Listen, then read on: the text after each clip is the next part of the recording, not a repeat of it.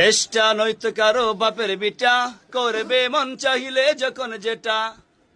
হইলে সরা ভিডা, না হইলে মাঝে বাটা, না হইলে ফাঁকুন ভিডা, না হইলে সরা ভিডা। আমি কইলাম থামেন থামেন, আমি কইলাম কি আপনি কি কইলেন বুঝ জালেন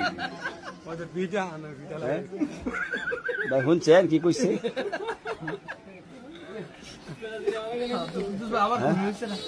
আবার মানে বুঝছেন এখন কইেন। দেশটা নয়তো কারো বাপের বিটা, করবে মন চাহিলে যখন যেটা। দেশটা না পাল ভিটা, না হইলে সরা ভিডা, না হইলে মেরা ভিডা, না হইলে আটার ভিডা। আমাদের বাংলাদেশের সিলেটের পার্শ্ববর্তী এলাকা সুনামগঞ্জ, এই সুনামগঞ্জের একটা সন্তান আনোয়ার, একজন বুদ্ধি প্রতিবন্ধী সন্তান।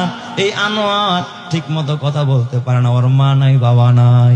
এই সুনামগঞ্জের আমার বাবা ওই যে রিফাত নামের একটা বাচ্চা, যার ভিডিও আপনারা সামাজিক যোগাযোগ মাধ্যমে দেখছেন, যাকে জিজ্ঞাসা করা হয়েছে জাতীয় মাছের নাম কি, ও কি বলছে?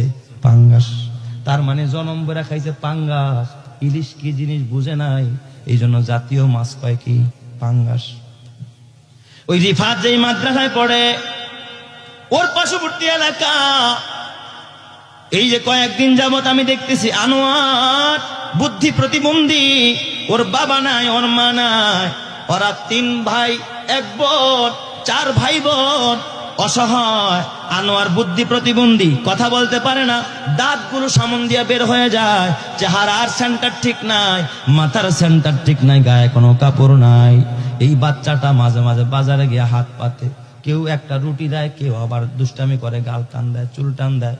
আহারে কষ্টে কষ্টে তার জীবনটা জর্জরিত। বাবা থাকলে বাবা ভিক্ষা করে আইনা হলো ওই সন্তানরে ঘরে রাখতো। মা থাকলে একটা মুরগি দেখবেন বৃষ্টি নামলে বাচ্চাগুলোরে বের করে দেয় না, মা মুরগিটা ভিজে বাচ্চাগুলোরে ডানার নিচে মা মুরগিটা বাচ্চাগুলোরে আশ্রয় দেয়।